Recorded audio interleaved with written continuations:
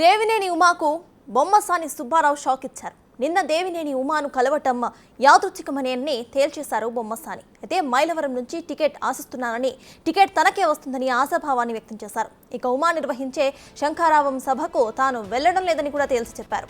నియోజకవర్గంలో తానే లోకలని, తనకే టికెట్ ఇస్తారని బొమ్మసాని అన్నారు. దీంతో మైలవరం టీడీపీ నేతల మధ్య త్రిముఖ పోటీ నెలకొంది.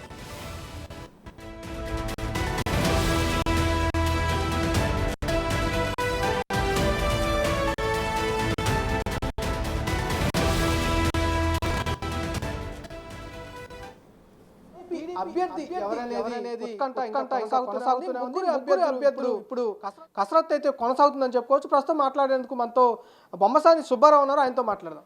సార్, ఎలా చూస్తూ ఉన్నారు? ముగ్గురు అభ్యర్థులు మీరు ఆశిస్తూ ఉన్నారు. నిన్న ఒక కీలక పరిణామం. ఉమా గారు మీరు కలిసి పనిచేస్తామని కూడా ప్రకటించడం జరిగింది. ఏం సార్ అసలు అది? తెలుగుదేశం పార్టీ కోసం ఎవరైనా కలిసి పనిచేయక తప్పదో ఆ భావజాలం ఉండాలి. ఈ రాష్ట్రంలో జరుగుతున్న పరిస్థితుల మీద ఇన్ని సంవత్సరాలు పోరాడుకుంటూ రావటం జరిగింది. అది యాదృచ్ఛికంగా హాస్పిటల్ దగ్గర, రమేష్ గారి హాస్పిటల్ దగ్గర కలవటం జరిగింది.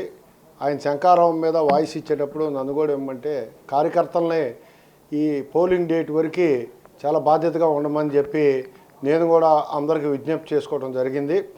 నాకు ఉన్నటువంటి పరిధి మేర ఉన్నటువంటి యంత్రాంగం మొత్తం. అట్లానే ఈ నియోజకవర్గంలో మేము ఎన్నో సంవత్సరాల నుంచి రాజకీయంగా మా కుటుంబం రాజకీయాల్లో ఉంది.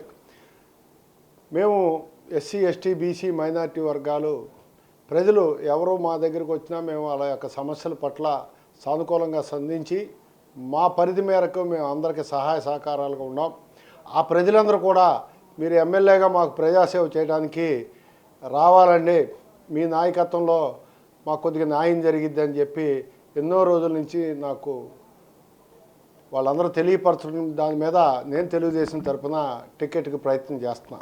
ఈరోజు వరకు నా ప్రయత్నంలో పేద వర్గాలు మొత్తం కూడా నా ఎమ్మటే నిలబడి సుబ్బారావు గారికి టికెట్ ఇస్తే ఆయన ఈ నియోజకవర్గంలో మైలవరంలో మనకి సర్వీస్ బాగా చేస్తారని చెప్పి దాన్ని చంద్రబాబు గారి నాయకత్వాన ఈ నియోజకవర్గంలో సేవ చేయడానికి నాకు అవకాశం ఆ పెద్ద ఆయన కల్పిస్తారని చెప్పి ఇక్కడ ఉన్నటువంటి పరిస్థితులన్నింటిని కూడా ఆయన గమనంలో తీసుకొని ఈ రోజు వరకు కూడా నాకే సీట్ కేటాయిస్తారని పూర్తి నమ్మకంతో ఉన్నాను.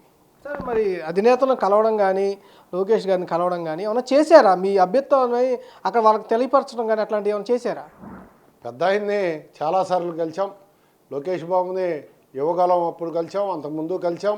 ఈ మధ్య రీసెంట్గా ఒక నెల 15 రోజులు కూడా ముందు కూడా కలిసి నాకు అవకాశం కల్పిస్తే చాలా మంచి మెజార్టీతో ఈ నియోజకవర్గాన్ని గెలిపించి తెలుగుదేశం ఖాతాలో వేసి అట్లానే తెలుగుదేశం పార్టీకి కూడా అవకాశం కల్పిస్తే ప్రజాసేవ చేసి మంచి పేరు ప్రఖ్యాతులు తీసుకొస్తానని కూడా తెలియపరచడం జరిగింది.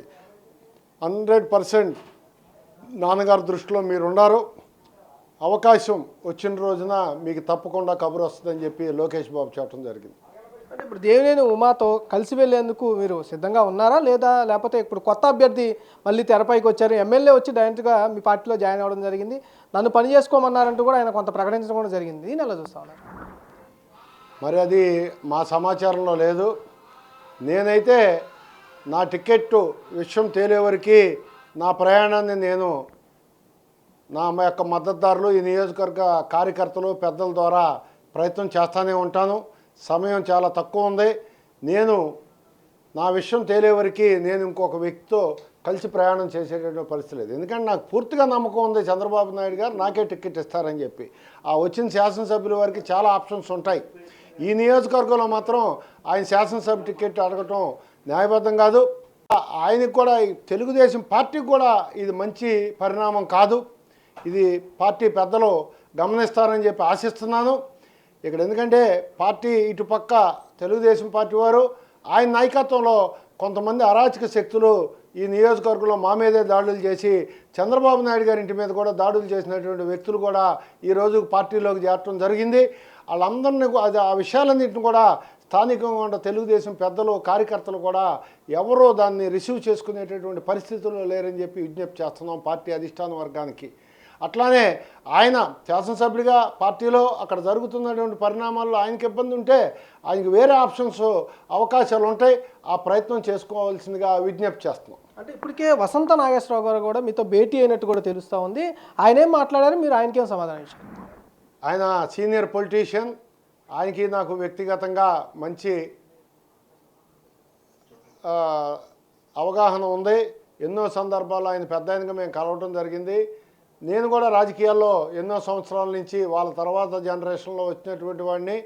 ఆయనకు కూడా బాబాయ్ ఇక్కడ రాజకీయ పరిస్థితులు మీ అబ్బాయికి అంత సానుకూలంగా ఉండవు, వేరే ఆప్షన్ చూసుకోండి, అది అతనికి ప్రజాసేవ చేయాలనే ఆలోచన ఇంకా ఉంది కాబట్టి అతని ప్రయత్నాన్ని కొనసాగించుకోమంటంలో మేము అబ్జెక్షన్ చేస్తే అది కరెక్ట్ కాదు. కానీ ఇక్కడ నియోజకవర్గంలో మాత్రం పరిస్థితులు బాగోలేదు, అది వేరే నియోజకవర్గాలకి వెళ్ళి ఏదన్నా ఎక్కడన్నా ఆప్షన్ దొరుకుతామో ఆ ప్రయత్నం చేయమని చెప్పి సలహా చెప్పడం జరిగింది.